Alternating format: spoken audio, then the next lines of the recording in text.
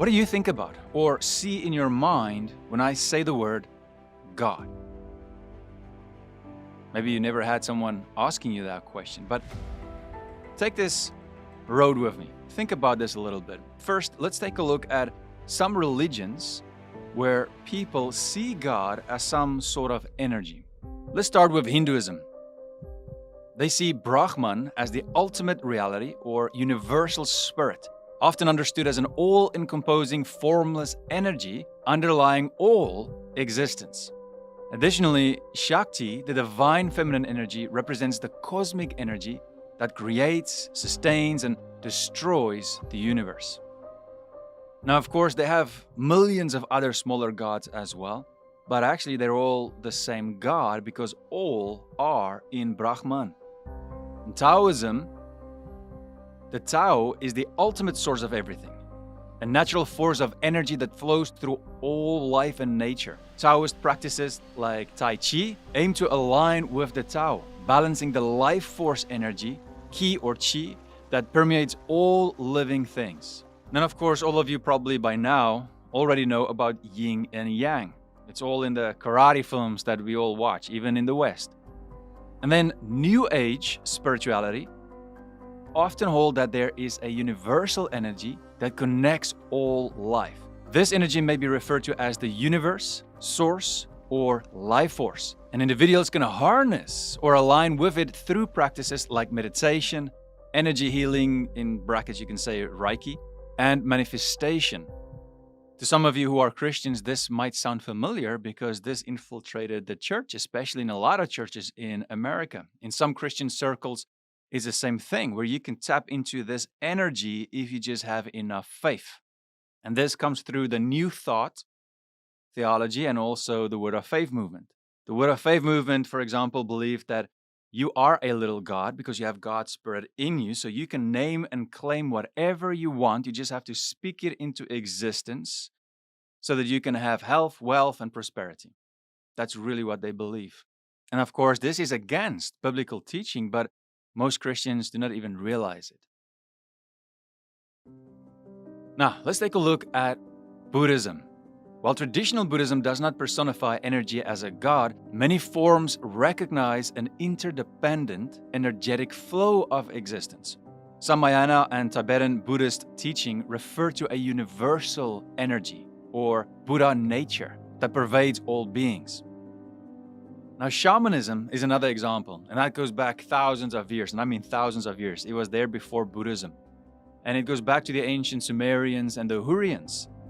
Shamanistic traditions often believe in a spirit or a life force that animates the world, including spirits in animals, plants, and elements. Now, this energy is seen as sacred and accessible through ritual practices, allowing shamans to connect with the divine energy of the natural world. So you see, most of these things are actually the same, it's just packaged differently with a few added things here and there and with different names. Now, we can also look at quantum mysticism. Now, although this is not really a formal religion, some modern beliefs blend quantum mechanics with spirituality, positioning that consciousness or energy forms the basis of reality. It's interesting because Christians also believe that God is spirit and it is in God that we live and breathe and have our being. I'll come back to this later. Quantum mysticism, this view sees energy as a unifying force or divine consciousness that believers can connect with or influence. Of course, Christians also believe that, of course, God is spirit, He's also love and a lot of other things as well, but He is also intelligence, right? Because when we look at the world, we believe that everything did not just happen here by chance. It was created with divine intelligence, God.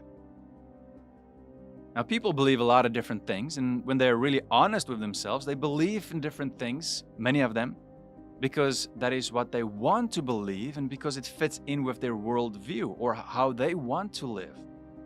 So people sometimes make decisions because of how they feel emotionally about things, and then they try to rationalize it. But should we not look at the truth? Because the truth changes a lot of things. It influences a lot of things, including where you will go, and I mean where you will really go when your body dies, because your soul is eternal. Where are you going? I mean, we even get house insurance in case a fire breaks out, which usually will never happen, but we don't get insurance for our soul when we die.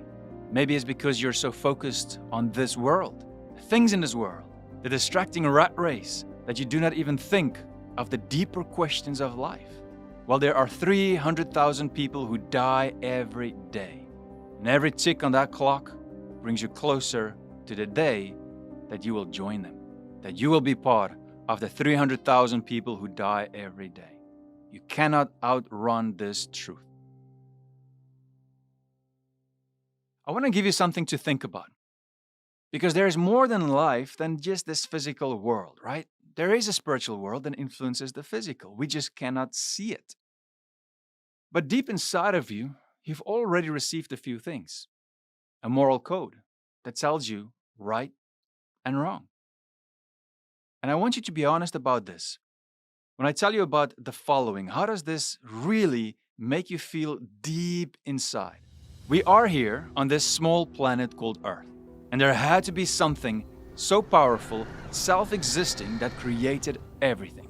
I mean, just look at how unique and perfect you are. Time, space, and matter. And it had to be created at the same time, and by something that is outside of time, another dimension. And this power, this being, should not be limited by time, space, or matter. He lives inside and outside of our existence, our physical dimension. And you can call this being spirit.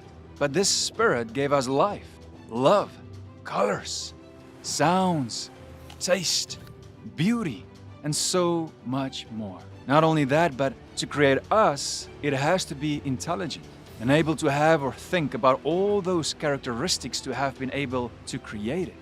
This being is a mystery to many of us, because if it can think of all of those things, all of those characteristics and everything it created, would it not also maybe want all of those things? For example, love. It created love, gave us love, which means it might want us to love him back. I'm going to shock you, because this God is a personal God, and he has already revealed himself to humanity for thousands of years, and they've been writing it down. This God above gods, or spirit, wants a personal relationship with us. He wants us to seek him and find him, to have a personal relationship with him, the God who spoke the universe into existence. Listen to this message from 2,000 years ago. Acts 17, verse 22.